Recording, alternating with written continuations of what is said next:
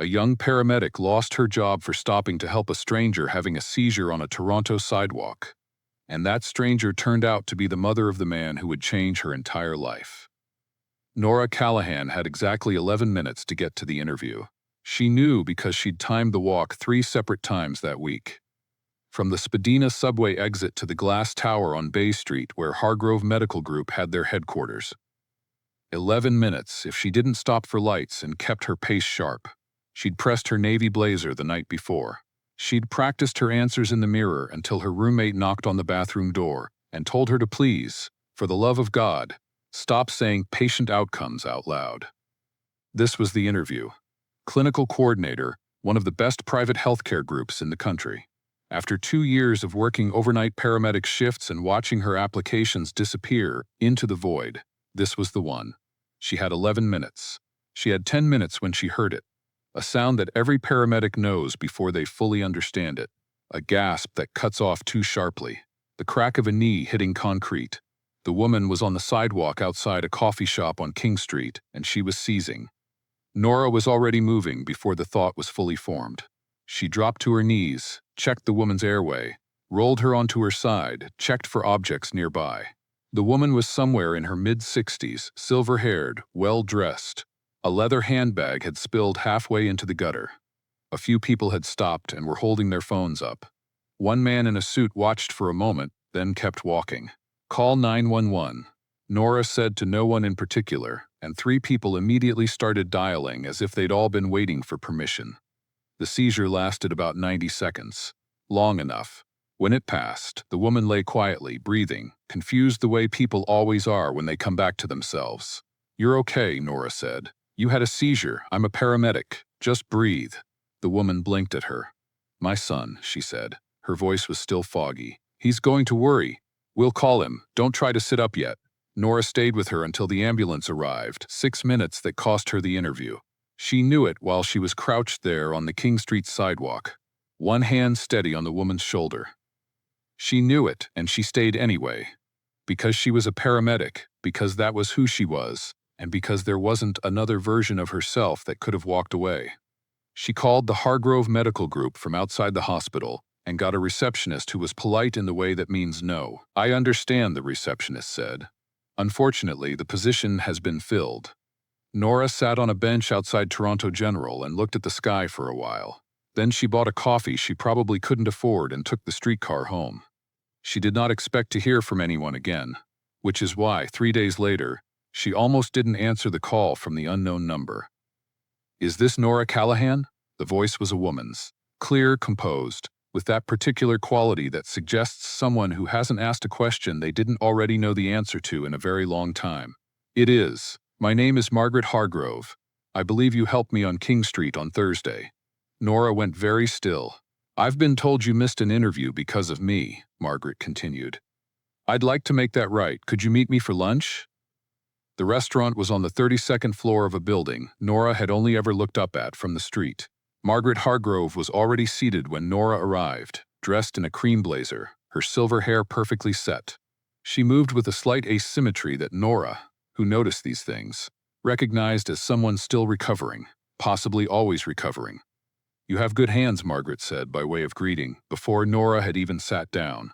"I noticed, even in the state I was in, you didn't hesitate. It's training." "No." Margaret looked at her directly. "Plenty of trained people hesitated. You didn't." She folded her hands on the table. "I'd like to offer you the clinical coordinator position." Nora stared at her. "The candidate we selected withdrew," Margaret continued smoothly. "It happens. The position is still open. Your application was already strong. I looked at it myself this morning. The interview was a formality." Nora put her coffee cup down. "Mrs. Hargrove, I appreciate this, but I don't want a job because you feel you owe me something." Margaret smiled. It was a small smile, but it reached her eyes. "I'm not offering you a job because I owe you something. I'm offering you a job because I think you're exactly what this organization needs, and because I've been in healthcare for 30 years, and I can tell the difference between someone who is good at their work and someone who is genuinely driven by it." She paused. "You could have kept walking. You were 11 minutes from an interview that would have changed your life. You didn't keep walking." Nora was quiet for a moment. How do you know I was 11 minutes away? Because I asked. Margaret lifted her glass. So, will you accept? Nora thought about the overnight shifts, the apartment with the bathroom door that didn't quite close all the way, the applications that disappeared into the void. Yes, she said, I'll accept. What Margaret Hargrove did not mention, over that lunch, was her son. Nora met Elliot Hargrove on her third day. She had been given a desk, a laptop, a stack of files that needed review, and a quick tour by a woman named Grace who ran the administrative side of the clinical floor and delivered information at a speed that suggested she'd given this particular tour approximately 400 times and was trying to set a record. Medical records. You'll spend a lot of time here. Kitchen. The coffee machine is temperamental. Hit it twice on the left side before you press the button. It works. Boardroom. Wednesday meetings. Don't be late. Mr. Hargrove doesn't like late. That's his office. Nora glanced at the closed door at the end of the hall. The founder? The son. Elliot Hargrove. He runs operations. The founder, that's Mrs. Margaret. She's semi-retired but still comes in twice a week and everyone behaves differently on those days, which tells you everything. Grace gave her a look that was deeply communicative. He's not terrible. He's just. She paused, searching for the word.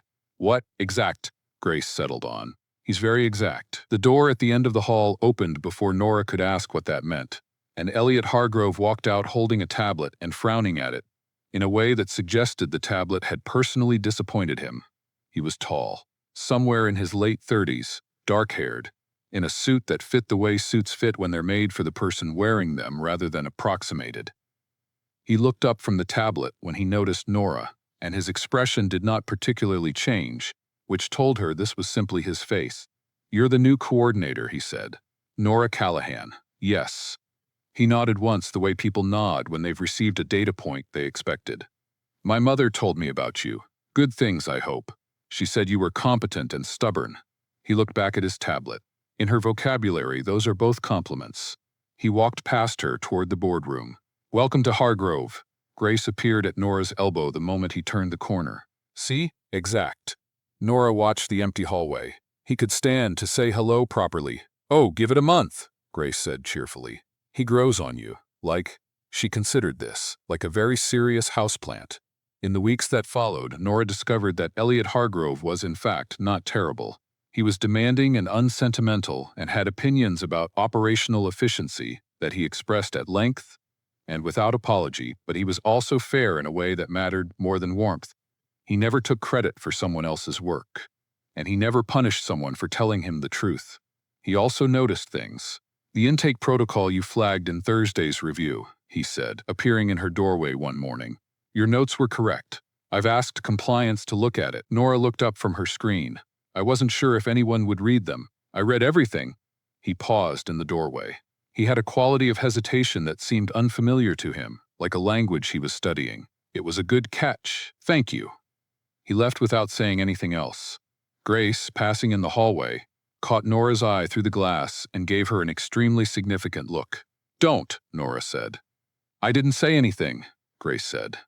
The trouble began, as trouble often does, with someone who felt that Nora's arrival had rearranged things that were not supposed to be rearranged.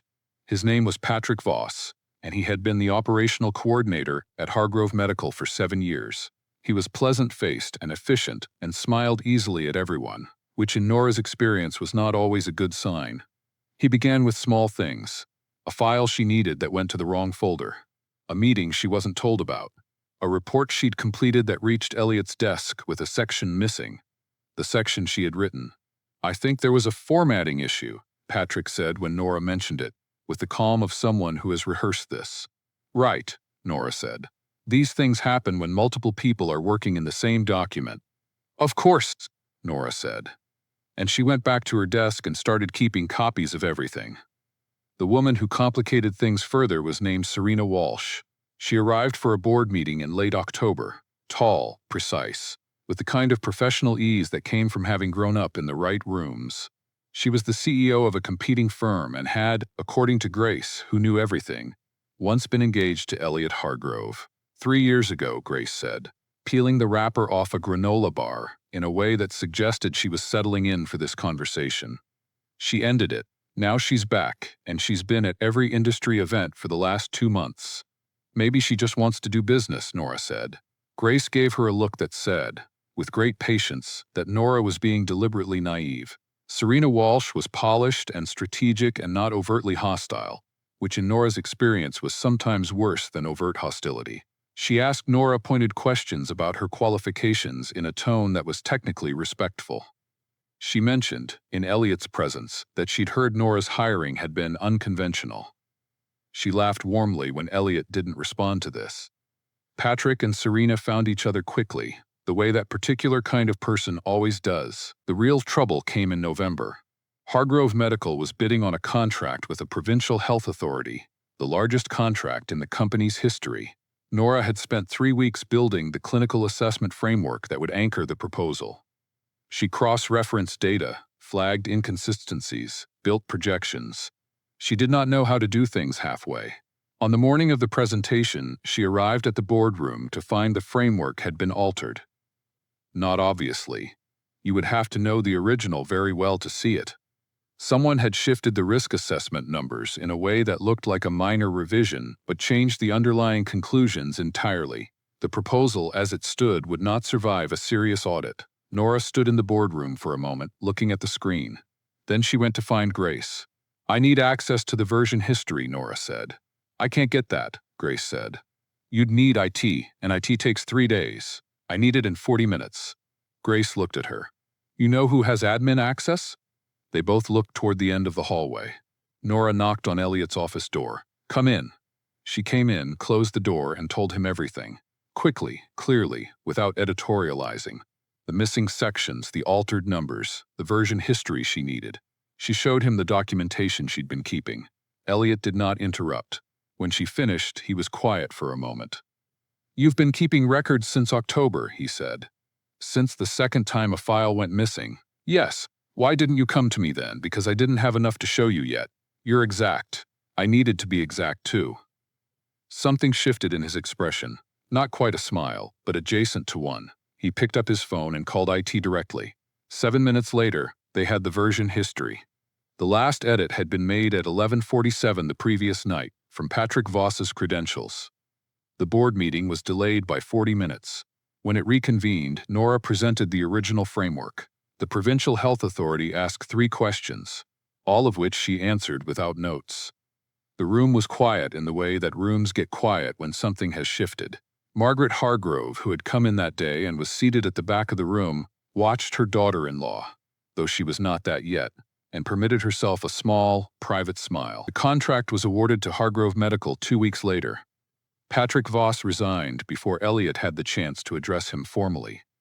Serena Walsh attended one more industry event, realized Elliot was not coming, and redirected her professional attention elsewhere.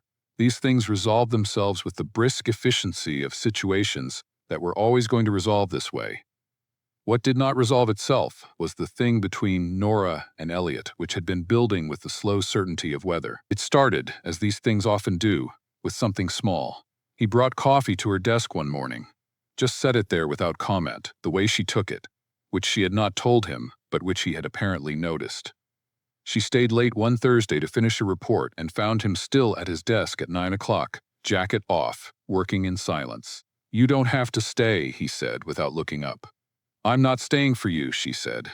"I'm staying for the report." "I know," he said, and there was something in those 2 words that had nothing to do with the report. They started having lunch together, occasionally, in the way that starts as coincidence and stops being coincidence after the 3rd time. He asked her about her paramedic years. She asked him why he'd gone into healthcare administration, when he clearly could have done something with less paperwork. "My mother built something real," he said. "I wanted to help her keep it. That's a good reason. It's the only reason I've ever needed." He looked at her directly.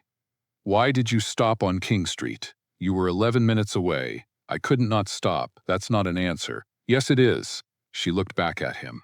"Some things aren't decisions. They're just who you are." He was quiet for a long moment. "You're not what I expected," he said finally.